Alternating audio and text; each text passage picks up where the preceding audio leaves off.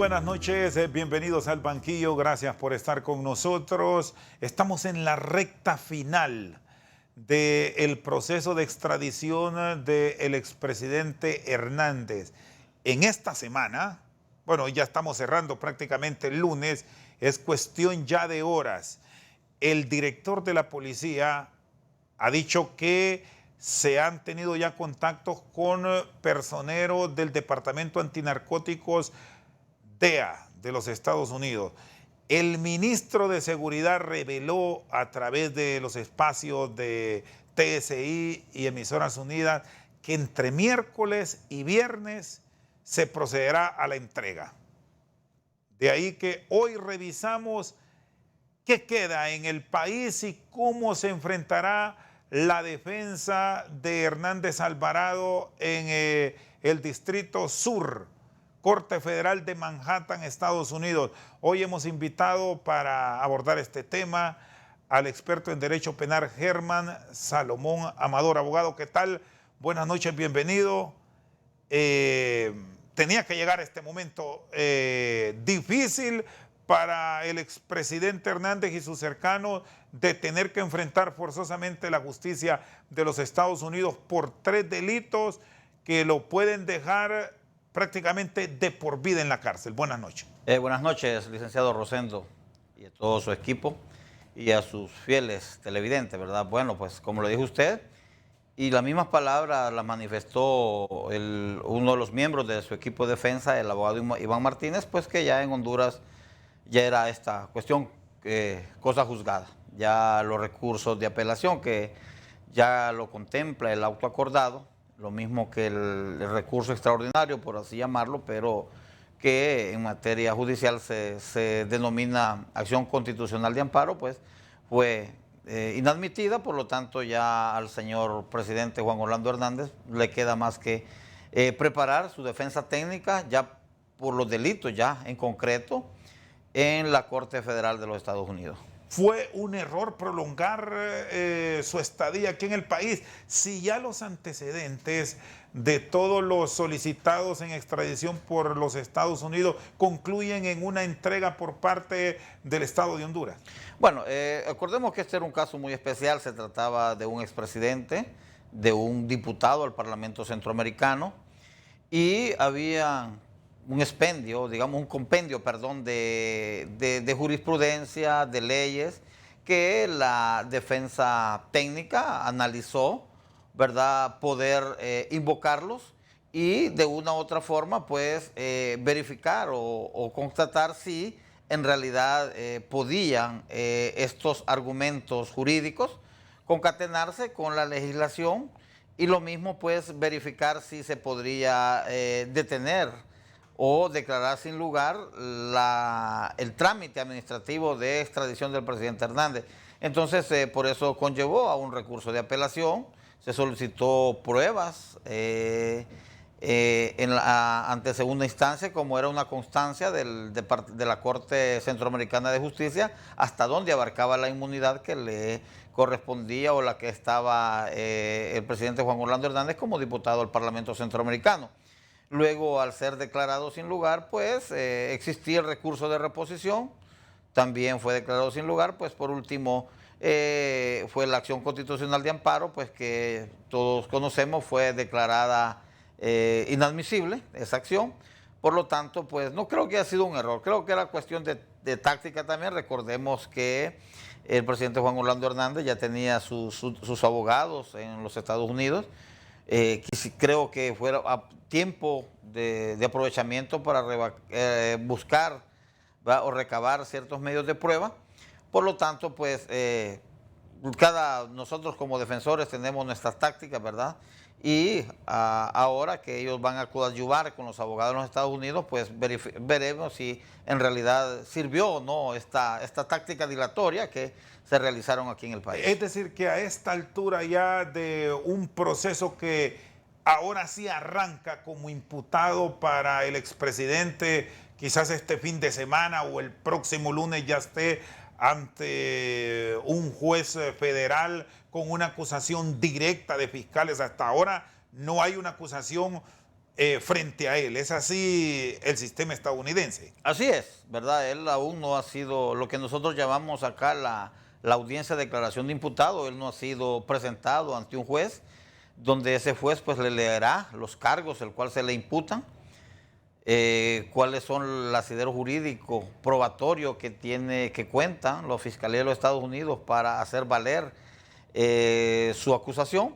Entonces será, una vez que él haya sido entregado a las autoridades estadounidenses, que será remitido ante el juez competente y este pues leerá sus derechos acompañado con su equipo legal, y asimismo existe la frase, ¿va?, que todos escuchamos, incluso está en películas, que dice no culpable o culpable. Entonces pues donde él en esa audiencia pues él declarará o manifestará ante la justicia si se declara culpable o no se declara culpable. Ahora, la tendencia en todo este tipo de hechos es declararse no culpable.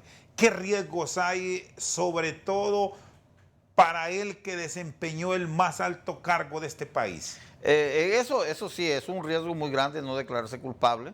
La mayor parte de los que han sido extraditados y sometidos a la justicia de los Estados Unidos se declaran no culpables porque van a colaborar con la justicia o con la fiscalía, más que todo no con la justicia, sino que con los entes investigadores, ¿verdad?, tanto la fiscalía como la DEA, para poder desarticularizar otras bandas criminales o poder verificar cómo opera el narcotráfico, quiénes son los responsables, llevarlos a esclarecer otros casos más complejos que se dan en la situación. Entonces, la mayor parte de estas personas se han declarado no culpables con ese fin de colaborar. Otros con el objeto de que les den una pena baja, ¿verdad? Digamos, no una pena muy alta, donde puedan hablarse de 2 cadenas perpetuas, más un plus de tantos años. Y tal es el caso del señor Nectalí Mejía, que se declaró no culpable y solo fue condenado a una cadena perpetua, que esa cadena perpetua puede ser revisable a los 30 años de estar cumpliendo prisión. No así el plus, no así los 40 años plus, los 30 años plus, que eso tiene que cumplirse de inicio a fin. Entonces el presidente Juan Orlando Hernández... ¿Él puede, abogado Amador, tener ese espacio de negociar o es muy, muy complicado o casi imposible lograrlo? Para el presidente es muy complicado por la función que él desempeñó. Recordemos que él no puede ir a manifestar a los fiscales que quienes lo acompañaban en la ejecución de estos actos ilícitos. Él no puede decir quiénes eran sus cómplices, él no puede decir quién le ayudaba a quién, porque él era la máxima autoridad en un país. Y en este caso, pues, ellos consideran que no es una colaboración eficaz, ¿verdad? Que no es una información muy eficaz la que él pueda proporcionar. Por lo tanto, pues es muy difícil que lo tomen como un colaborador, como que su declaración va a ayudar a esclarecer otros casos, no, porque no estarían aplicando una verdadera justicia, ¿verdad? Porque es el hecho, digamos, es diferente a un conductor de droga, al que está en el avión descargándola, o al narco común, ¿verdad? Es decir, a la persona que se dedica a acciones de narcotráfico como una persona común. Para él sí, es una colaboración eficaz, porque él no está obligado, ni es autoridad, para poder, digamos, operar como investigador en su país. Es decir, aquí estamos ante un agravante para él. ¿Podemos usar ese término? Así es, este es un agravante por el puesto que él desempeñó aquí en el país. Es un agravante que tiene el presidente por lo que le repito, ¿verdad? No lo considera la Fiscalía de los Estados Unidos una opinión eficaz. Porque yo le voy a decir una cosa, Rosendo. Lo que han hecho los testigos que van a colaborar con la justicia de los Estados Unidos, más que todo a ratificar hechos que ya la DEA los tiene, que la DEA tiene conocimiento. Es decir, solo le preguntan en tal fecha entró una avioneta por tal y tal lado, y él dice sí. ¿Quiénes participaban? Tales y tales. Ah, sí. Entonces corroboran la investigación de campos que ellos han hecho en este país. El sistema judicial de los Estados Unidos, en este juicio que se iniciará pronto, no es de documento, mucho de ellos, es más testimonio. Es testimonio. ¿Es valedero eso para el sistema anglosajón? Sí, porque ellos allá tienen lo que nosotros aquí no tenemos todavía en nuestro sistema de probatorio, que es la psicología del testimonio. Allá existen psicólogos, va con los testigos, y todos los dictámenes que arrojan esos estudios psicológicos dicen que las personas que están involucradas en la comisión de estos tipos de delitos no tienden a mentir al momento de estar ante un juez. Independientemente que hayan sido condenados, independientemente que también estén ellos, como dicen, acusados, pero es lo que le llaman la prueba reina. Esa gente no es tendiente a mentir, por eso siempre están con un psicólogo. Y la documental, más que todo, son actas, digamos, de seguimiento que ellos hacen. Digamos, viene un agente encubierto y él va tomando nota de todas las acciones que hace una persona. Digamos, ahí se filtró una fotografía donde el presidente Hernández aparece con uno de la familia Valle en el Mundial de Brasil.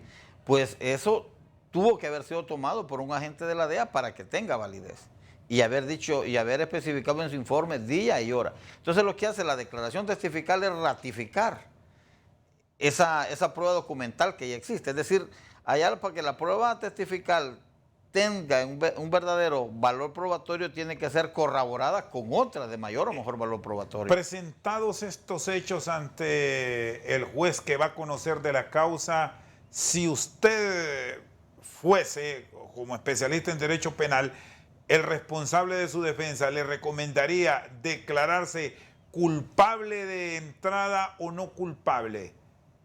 Yo pienso que, bueno, ahí debería uno que ver cuál es el acervo probatorio con que cuenta la Fiscalía.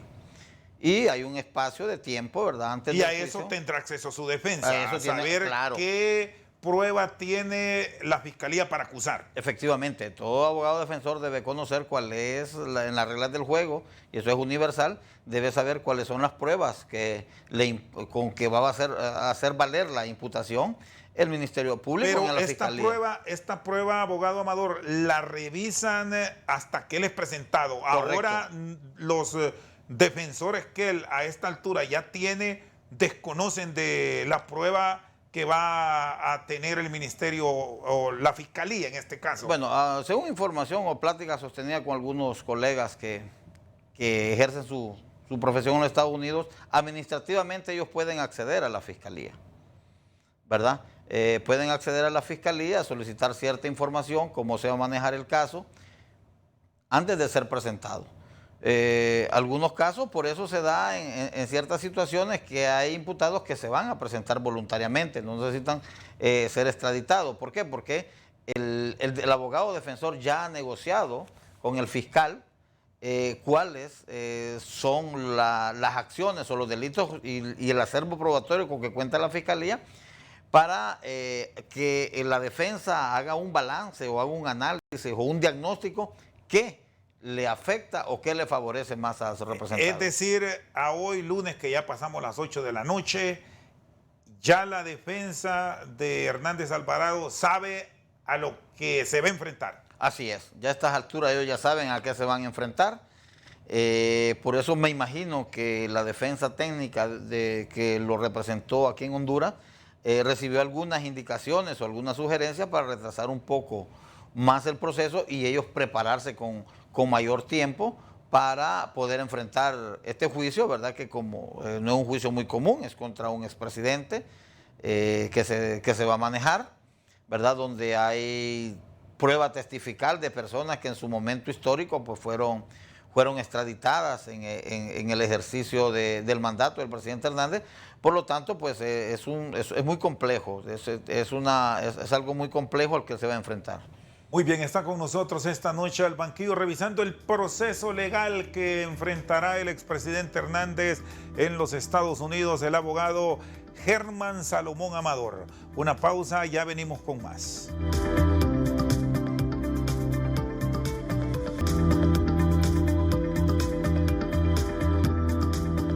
Seguimos esta noche al banquillo, está con nosotros el abogado Germán Salomón Amador.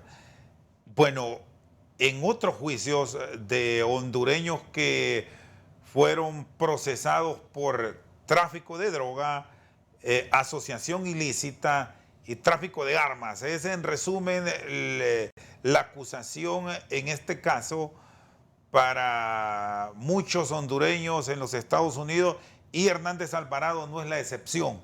Se les ha condenado por testimonios de mismos narcotraficantes, pero en este juicio se habla de otro tipo de pruebas que va a presentar la Fiscalía. ¿Qué tanto va a complicar esto a la defensa? ¿Y es posible una libertad condicionada o esto es misión imposible? Bueno, las pruebas pues ya sabemos que son las testificales, y como le repito, para que tengan ese valor probatorio se le da un tratamiento especial a la prueba del testigo. Y máxima ahorita que la defensa va a alegar de que no se le tome el valor probatorio a un testigo que está actuando por venganza, porque eso ustedes siempre han escuchado que han manifestado los seguidores del presidente Juan Orlando Hernández, y él mismo lo ha manifestado, que esa acusación viene por venganza de narcos que él mismo extraditó. Pero esta información es corroborada, ¿verdad? Es corroborada con otros medios de prueba, llámese documentales, llámese actas de seguimiento, ¿verdad?, que podrían enmarcarse dentro de las pruebas documentales, porque ellos hacen seguimiento de todas las acciones que hacen estas personas y verifican si el testigo está mintiendo o no. Entonces al gran jurado de una vez que él depone el testigo, también viene la prueba documental. Entonces, es decir, ¿qué pasa? Vamos por partes, abogado Amador. Que se logre descartar testimonios. Hay prueba documental en base a un seguimiento. Eso lo hace el agente de la DEA y muchas otras formas de investigación que las monta en el país donde está el detenido, Estados Unidos. ¿Es así? Así es. Es decir, ¿cómo le digo? Esa investigación que hace el de la DEA debe coincidir con lo que declara el testigo. Debe concatenarse esa información. Es decir, es corroborada. Es decir, no son acciones antojadizas. Antojadizas, no.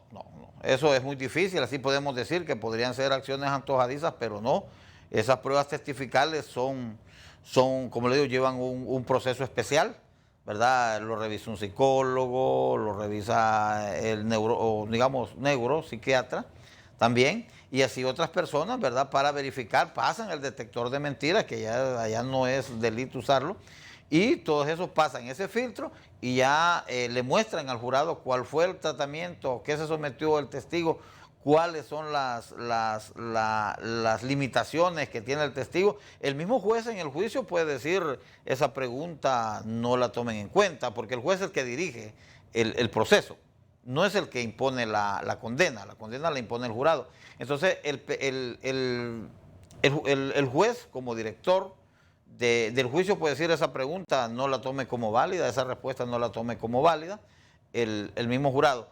Pero sí es muy difícil, ¿verdad?, revertir la declaración de un testigo que lo ha hecho ante un juez, y a veces no solo en un juicio, no solo va a ser en el juicio del presidente Juan Orlando Hernández, sino que ha sido en juicios de varias personas. Ustedes recuerdan el del alcalde de Choloma, que ese mismo testigo nombra al presidente Juan Orlando, y ese mismo testigo, esa misma prueba testifical, como fue rendida ante un juez competente, es válida para otros juicios. Ahora, ¿puede la defensa, que seguramente ya tendrá conocimiento pleno de lo que pasó en nuestro país en la última década, en algún momento alargar el juicio, como pasó aquí en Honduras, este proceso de extradición, o esos argumentos difícilmente van a ocurrir en el sistema anglosajón? Bueno, no, puede alargar el juicio, puede solicitar aplazar a ciertas audiencias o suspender, ¿verdad?, suspensión del juicio o suspensión de las audiencias. Eso es común, eso siempre y cuando justifique el porqué, ¿verdad? El por qué suspende un juicio, porque no le llegó un testigo, porque no estaba preparado. Otra situación, y la misma fiscalía a veces piden la suspensión, ¿verdad? Usted sabe que se han suspendido los fallos cuando van a dar la pena concreta que va a aplicar el juez. Siempre en el caso del señor Tony Hernández se suspendió muchas veces. Es por eso, porque en esos procesos donde la defensa aprovecha para hacer ciertas negociaciones con la fiscalía. antes de que digan condenado, ¿verdad? O antes de que impongan la pena, porque ya la pena la impone el juez. ¿Y qué negociación puede obtener con los antecedentes del expresidente Hernández, su defensa, sobre todo por ese agravante de que él era el mandatario de este país y más bien le complica a la defensa tener rutas de negociación como si las han obtenido otros capos de la droga extraditados? Bueno, una de las negociaciones es declararse culpable de entrada, como dicen, ¿verdad? Para así negociar una buena pena. Otras, verificar, pues, ya una vez que ha sido la persona condenada, hay una etapa, ¿verdad? Donde, antes de aplicar la pena concreta, donde él muestra tanto las agravantes como las atenuantes. Y podría él tener una de las atenuantes, haber colaborado, siendo presidente de Honduras, en la extradición. Bueno, en una de haber promovido la reforma constitucional donde sectorizar la extradición podría ser una atenuante a favor del presidente. La forma en que esos informes que ha tirado el Departamento de Estado, que en su momento pues se decían que eran a favor del presidente, esas son una cierta de las atenuantes, ¿verdad? Pero eso es post condena.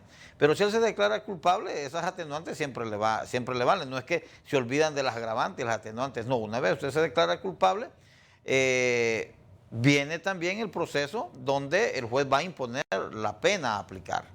Usted se declara culpable, ¿va? Culpable, es que soy culpable, pero todavía no sé cuántos años a cuántos años me van a condenar. Entonces viene esa etapa donde presentar esa serie de agravantes por parte de la Fiscalía y las atenuantes por parte de la defensa, donde se puede aprovechar en presentar cuestiones pues a favor del presidente para que se le dé una pena baja. Bueno, hemos visto que estos juicios, por más que se busquen alargar, como usted me plantea, pudiese ocurrir en el caso de Hernández Alvarado.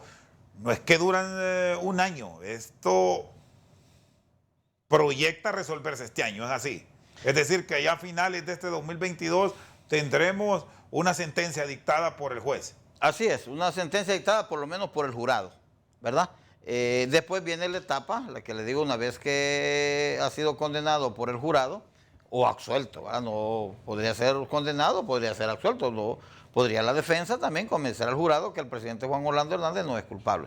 Pero el caso que se diera la culpabilidad del señor Juan Orlando Hernández, entonces viene la etapa eso que le manifiesto, de las agravantes y las atenuantes. Ahí es donde puede lograr, aunque le resulte complicado, una negociación. Así es, ahí vuelve esa etapa de negociación, pero no para declararlo inocente ni para declararlo... Es para bajar pena. Para bajar la pena, así es, para negociar cuál es la pena concreta a aplicar. Bueno, se ha hablado de hasta 3 cadenas perpetuas y el famoso plus que siempre lo ponen en las cadenas perpetuas los estadounidenses. Sí, es que recordemos que las cadenas perpetuas son sujetas a revisión. De acuerdo a la conducta que usted desempeñe en el centro penal, pueden revisarle la cadena perpetua. No así el plus. El plus se cumple desde el si es un día, 5 años, pues se cumplen los 5 años a cabalidad. 30 años también, ¿verdad? Entonces, por eso es que en estos casos donde el juez considera que puede haber algún atenuante y que le va a favorecer en el futuro a la persona, es donde él le define o manifiesta digamos concluye que esta persona puede salir antes del tiempo por la famosa revisión y por eso le aplica el plus. Pero para ello debe cumplir cierto periodo bajo detención. Claro, bajo detención. Son 30 años para revisar una cadena perpetua. En algunos, según información que tenemos, en algunos estados, pues le calculan 1 por 2, dicen el día por 2. Sí, ese es otro punto, porque 30 años, dependiendo cómo se aplique la sentencia, se cumplen en 15 años. Así es, y puede ser revisada, no el plus, ¿verdad? Entonces, ese es el problema, que una vez a 2 cadenas perpetuas revisadas a los 30 años más el plus, es muy difícil que una persona pueda salir. ¿Qué es lo más complejo que va a enfrentar Hernández Alvarado y su defensa en este juicio en Manhattan, abogado Amador? Creo que son las pruebas testificales, ¿verdad? Porque son pruebas que han servido para condenar a muchas personas, ¿verdad?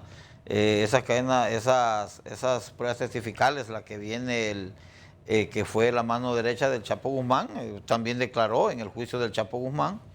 Esa misma declaración viene a rendirse ante el caso de Juan Orlando Hernández. Entonces, a esa prueba es lo más difícil que pueda refutar la defensa, tomando en cuenta pues de que hay situaciones que se va a enfrentar que no va a poder refutar. Hasta el momento nadie ha sido absuelto cuando se le ha solicitado por extradición. Bueno, de hecho, al que han pedido los estadounidenses aquí a Honduras, salvo que tenga un proceso en el país, es que no se ha entregado. Así es que recordemos que la extradición es un proceso administrativo, que solo bastan con acreditar que es la misma persona que viene en la orden de extradición, que los delitos por el cual se solicite la extradición son los mismos que contempla el acuerdo de extradición, y que esa persona no esté siendo procesada en el país. Está con nosotros el abogado Germán Salomón Amador. Vamos a una pausa. Cuando retornemos vamos a hablar de los testigos. ¿Cuál es su rol? ¿Y pueden llegar desde Honduras o ya todos están en la Unión Americana? Después de la pausa tenemos estas respuestas.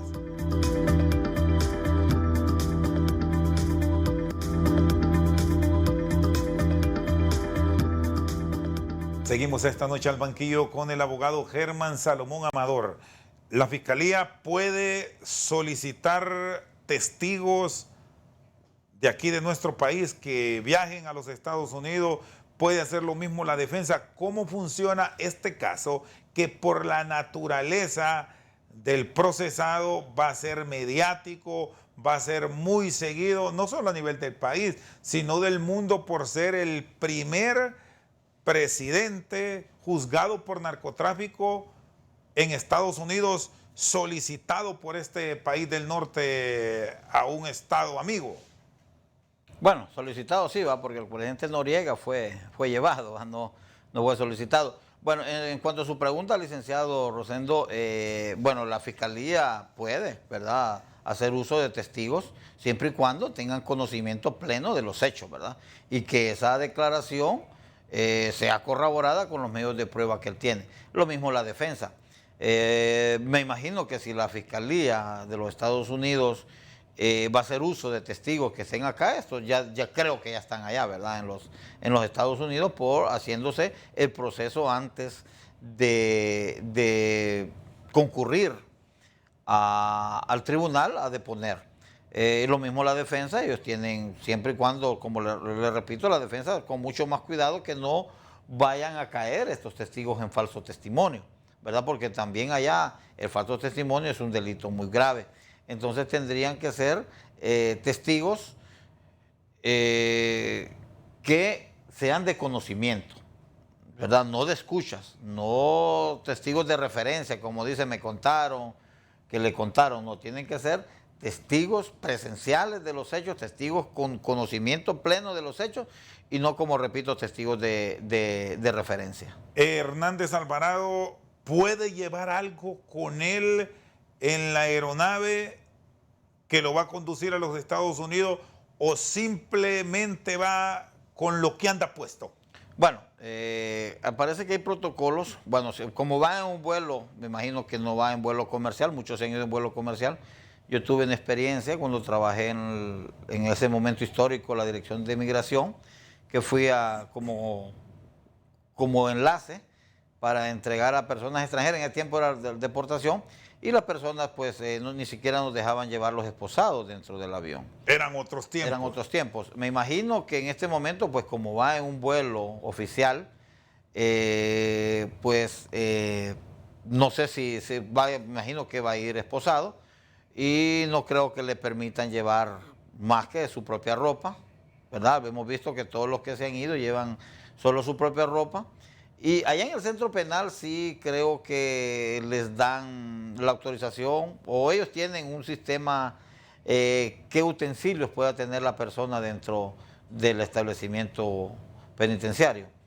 Me imagino que sus utensilios de aseo y los libros de lectura que ellos mismos clasifican qué tipo de lectura puede tener el procesado y qué tipo de lectura no. Pero aquí cuando estamos hablando de textos que le permiten dentro de la prisión, los autoriza la fiscalía en un arreglo con el juez. No, los autoriza el director del centro penal. Acordemos que allá el Departamento de Justicia es el encargado de los centros penitenciarios, como antes era acá, se recuerda, cuando existía el Ministerio de Gobernación y Justicia, que era el encargado de los centros penales. Allá ocurre lo mismo. Entonces, cada establecimiento penitenciario tiene su director, tiene sus propias reglas internas, ¿verdad?, para el trato a los procesados. Es decir, aquí estamos claros que no es que yo deseo tener este libro, que me lleven este texto, es lo que define ahí la autoridad de el Centro Correccional Metropolitano de Manhattan. Ahí teníamos unas imágenes que las vamos a compartir. Este es el sitio puntual, Sí. donde ya se tiene la reserva de una prisión donde va a estar. Es la primera cárcel vertical de Nueva York. Hay 739 hasta 759 espacios que se podrían habilitar. Son cárceles estrictas. Así es. Son de máxima seguridad, ¿verdad? Pues, como la misma palabra lo dice, máxima seguridad. Se cumplen varios protocolos, se cumplen varios requisitos, incluso hasta para las mismas visitas, ¿verdad? Allí el procesado no escoge quién lo va a visitar, ellos seleccionan, ¿verdad?, quién es la persona que va a poder visitarlo, si es que le acceden visita en los primeros días, y su cuerpo legal, ¿verdad?, donde ya vi en otro reportaje, donde hay un establecimiento especial para los abogados si no tienen, digamos, la comunicación personal, sino que es a través de un... Es decir, aquí puede... ¿Quién define esto en principio? Abogado Amador, de las personas que lo van a visitar. Sabemos que los abogados van a tener su acceso para preparar la defensa, pero más allá de ellos, parientes, amistades, ¿cómo se estructura? Bueno, eso es dependiendo, ¿verdad? Como le digo, el grado o la situación con que se encuentre el procesado. Recordemos que por los delitos que va el presidente Juan Orlando Hernández, pues y al lugar donde lo envían a la correccional pues va a ser bien restringido, tanto las visitas como las otras situaciones que él pueda querer tener, ¿verdad? Entonces ahí lo define el director del centro penal. El juez solo dice, pues va a estar recluido en tal centro penitenciario. Lo mismo la fiscalía no lo define el juez, pero ya una vez estando en el centro penal, quien dicta las reglas del juego es el director. En el Centro Correccional Metropolitano, ¿puede el juez o quién decide si le van a poder visitar o no? Porque hay antecedentes de personas que dure el juicio, salvo los abogados, tienen contacto con él. Durante el proceso pasan a un aislamiento total. ¿Podría ser este caso? Podría ser este caso. ¿Y eso quién lo define, el juez o el responsable de la cárcel? Ahí lo define el juez. Ahí sí lo define el juez, ¿verdad? El aislamiento total lo define el juez junto con la fiscalía, ¿verdad? Porque la fiscalía lo solicita al juez, ¿verdad? Que esta persona debe de estar incomunicada durante el proceso, pero tiene que justificar el por qué lo solicita. Ya una vez que es presentado ante el juez, el régimen es igual para todos, debe someterse a las reglas del centro correccional, es decir, andar con overol o andar con un uniforme igual para todos los reclusos, no puede andar con la ropa de común. No, tiene que andar con el uniforme. Él ya se somete a todas las reglas que manda la dirección del centro correccional donde va a estar. Pero cuando pasa las audiencias, ¿sí le permiten venir, vestir diferente? Claro, es por estética, ¿verdad? Y por respeto al tribunal. Usted puede ver que todas las personas vienen vienen con una vestimenta apropiada, ¿verdad? Nunca vienen con el overol, nunca vienen. El overol es más que todo por cuestiones de seguridad, ¿verdad? El uniforme anaranjado que usted ve que es el más común, o el antes era el de rayas, como cebra. Eso es más que todo por cuestiones de seguridad del centro penal. Pero, ¿por qué? Saben distinguir quién es el preso, ¿verdad? Quién es el alguacil, o quién es el custodio, le llaman allá, o el alguacil. Entonces, más que todo por seguridad. Pero ya para enfrentarse, para venir a comparecer, las comparecencias que hacen en las diferentes audiencias durante el transcurso del juicio, sí lo hacen de una vestimenta adecuada. Y esta ropa llega horas antes de comparecer al juez con previa revisión exhaustiva. Correcto, correcto. Eso llega antes al centro penal donde él ya va a venir. Ya los alguaciles saben qué día viene a audiencia, cómo va a ser transportado. Ya las medidas de seguridad ellos la toman. Ahora, llega esposado, hay restricciones correcto, puntuales. Ya una vez entrando a la sala, pues ya la persona ya deja de andar esposado y ya puede actuar libremente porque existe la seguridad. ¿Debe forzosamente estar en todas las audiencias o puede el juez celebrar audiencias sin la presencia del imputado? Bueno, según lo que hemos visto, de acuerdo a la experiencia, en todas las audiencias tiene que estar presente el imputado, ¿verdad? Porque eso se ventila, ya es raro que pidan una inspección, porque todo eso ya no creo que exista ese medio de prueba ya en los Estados Unidos por la forma de la comisión del delito de narcotráfico. No necesita hacerse una reconstrucción de hechos como como pedimos muchos abogados acá en otros casos, pero en el narcotráfico no es, digamos, ese medio de prueba no es eficaz. Por lo tanto, pues creo que las audiencias deben de hacerse con la presencia del imputado. Eso son cuestiones universales ya, ¿verdad?, de derecho que tienen los procesados. En el edificio Abogado Amador está todo. Ahí en el Centro Correccional Metropolitano, ahí es la prisión, es una prisión vertical, reiteramos, y ahí mismo está la corte. Sí, mismo está la sala de audiencias, ¿verdad? Si es que no va a ser necesario ese traslado, ¿verdad?, hacia el Palacio de Justicia, ¿verdad?, como en otros casos, sino que va a ser en el mismo centro penal, está la sala donde se va a ventilar el juicio. Está el establecimiento, ¿verdad?, adecuado para la celebración del juicio. Muy bien, Germán Salomón Amador, especialista en Derecho Penal, con nosotros esta noche aquí en Al Banquillo. Vamos a una pausa, ya regresamos.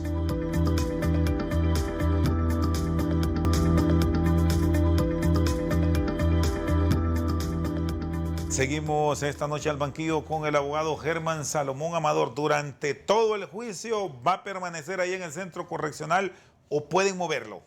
Bueno, él puede permanecer. Bueno, ahí lo ha designado ya el juez, ¿verdad?, que en ese centro penal va a estar durante el proceso y por lo tanto pues será después, si se obtiene una sentencia condenatoria y una vez que él ya esté cumpliendo ya la pena concreta, pues la defensa, de acuerdo al comportamiento que él manifieste durante ese tiempo, pues podrá solicitar el traslado a otro centro penal. El caso de los delitos que se le imputan, el tráfico de armas, ¿por qué es el más delicado para la justicia estadounidense? Más allá de que también se condena y severamente por el tema de la introducción de más de 5 kilogramos de cocaína a los Estados Unidos y el tema de la asociación ilícita. Sí, es que el tráfico de armas, porque agrava más lo que es el delito de narcotráfico. Es decir, que el delito de narcotráfico le es agravado al señor Juan Orlando Hernández por la utilización de armas de guerra, dice, ¿verdad? Es decir, que hubo como un aprovechamiento coyuntural por la función que desempeñaba para facilitar el tráfico de drogas. Porque si usted lo hace, traficar drogas, como muchas veces lo hacen los que llamamos los mulitas, que solo van en carro, en bicicleta, en un morral, y y comparado a que lo haga en equipo militar, en transporte militar, con armas militares, eso le agrava más al presidente Juan Orlando Hernández su situación jurídica, ¿verdad? Por eso es que le da más connotación, dice, al tráfico la utilización de armas de guerra para transportar cocaína. Ese es el delito, no el tráfico. Ese es la utilización de armas de guerra para traficar cocaína. ¿Cómo debe estructurarse a futuro el Estado? Usted como profesional del derecho en este tema de las extradiciones, porque siempre se ha generado esa polémica en si debemos continuar con el auto acordado que permite la entrega de nacionales a los Estados Unidos, o debemos ir pensando en función de una ley especial ya con una normativa puntual en el tema de las entregas, abogado. Bueno, muchos colegas y todos hemos solicitado que debe de existir una ley de extradición.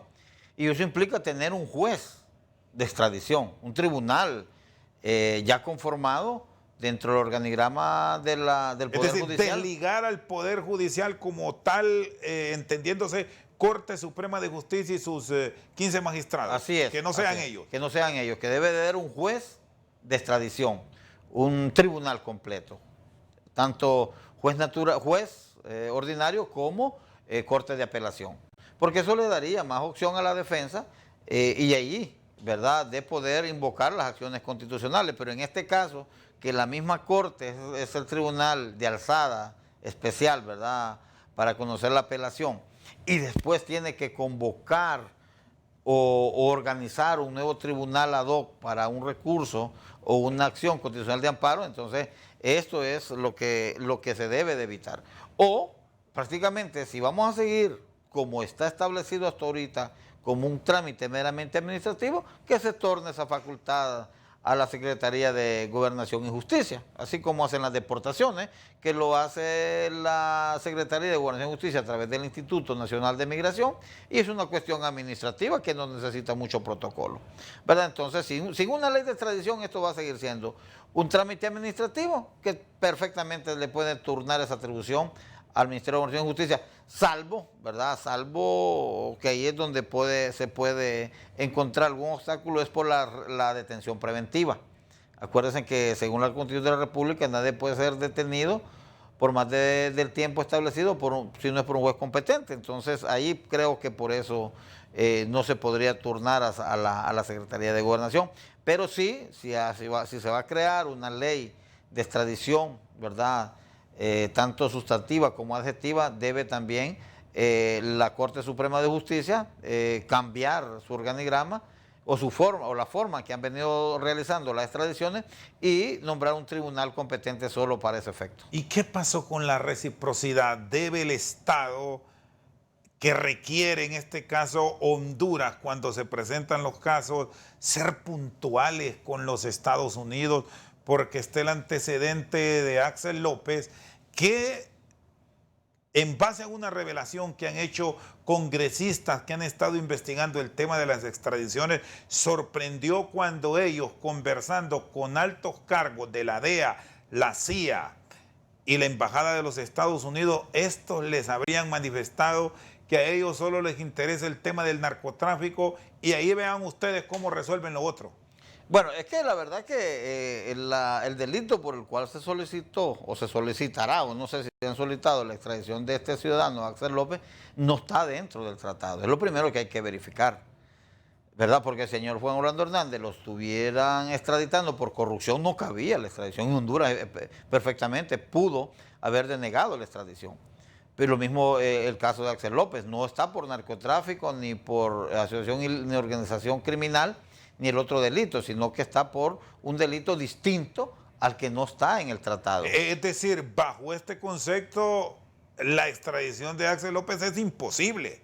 Claro, es imposible que lo extraditen, es imposible porque no está dentro del tratado de extradición con los Estados Unidos. El delito por el cual se le acusa no está dentro del tratado de extradición. Y aquí, ¿qué nos queda entonces como país? Al tener la posibilidad de reformas, o en este caso de una revisión. Correcto, una del revisión. auto acordado, y si vamos más allá, de una ley de extradición. Sí, no, y para este caso, dice usted, de muchos que han coadyuvado la ejecución de delitos de corrupción, puede hacerse de forma bilateral o con otros países también, ¿verdad? Algún acuerdo que se puedan incluir dentro de la lista de delitos, también los que tienen que ver con corrupción. Es decir, aquí hablamos de lo que hemos escuchado con mucha frecuencia de ustedes, de ampliar el catálogo. Así es. El catálogo de delitos por los cuales se harían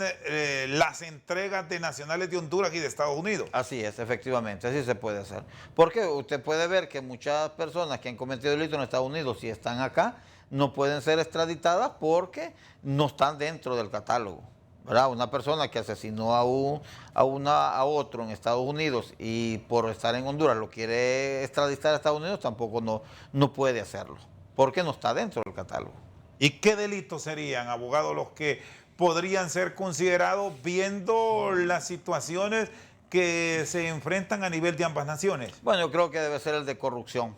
Uno más que todo los delitos de corrupción. Acordemos que anteriormente se dieron grandes casos cuando el chinazo, ¿verdad? ¿Se acuerda el jefe de inmigración de los Estados Unidos en Honduras, Jerry Stuchner, que cometió el delito de falsificar pasaportes hondureños y se fue para los Estados Unidos y aunque fue procesado acá, ni siquiera pudo venir a responder por esos actos? Podría ser el de corrupción también. Y ya perfectamente, aún existiendo el auto acordado, se puede ir revisando una eventual legislación para el tema de las extradiciones. Correcto, ¿verdad? Es que el auto acordado solo es para la forma como se va a ejecutar una extradición, pero lo que sí, donde debe de existir esa reforma o esa ampliación es en los tratados de extradición que existen entre Honduras y los Estados Unidos. Vistas las cartas que se han tirado ya sobre la mesa en los últimos meses con la administración actual, debemos decir, y la detención de Juan Carlos Bonilla, la extradición de Hernández Alvarado, que ya están en proceso, vienen casos de mucho mayor impacto aquí en Honduras o ya ponemos un punto final. Bueno, se ha rumorado que han ingresado por medio de la Cancillería, la Secretaría de Estado, los despachos de Relaciones Exteriores, alguna orden de extradición de otras personas, los cuales no han sido, ¿verdad?, puestas a disposición todavía del tribunal competente. No se ha, digamos, nombrado o seleccionado o designado, perdón, al juez natural, y tampoco han emitido las diferentes órdenes de captura. Entonces, no creo que se le ponga punto final, pero sí creo que debemos de corregir, ya la nueva clase política debe corregir esos entuertos, ¿verdad?, que anteriormente se han cometido, ese aprovechamiento de la función pública para cometer actos ilícitos, ¿verdad?, viendo los ejemplos que se han dado. Con los antecedentes que ya se han hecho públicos de este juicio que la próxima semana quizás ya arranque, ¿a cuántos años se expone de condena Hernández Alvarado? Bueno, si se somete al proceso, a la deliberación, al debate, creo que sí sería igual a la condena que recibió su hermano, el abogado Juan Antonio Hernández, de 2 cadenas perpetuas más el plus de 40 años. Muy bien, le agradezco su tiempo, abogado, muy amable. Gracias. El abogado Germán Salomón Amador, experto en Derecho Penal, con nosotros esta noche al banquillo. Por su sintonía, muchas gracias.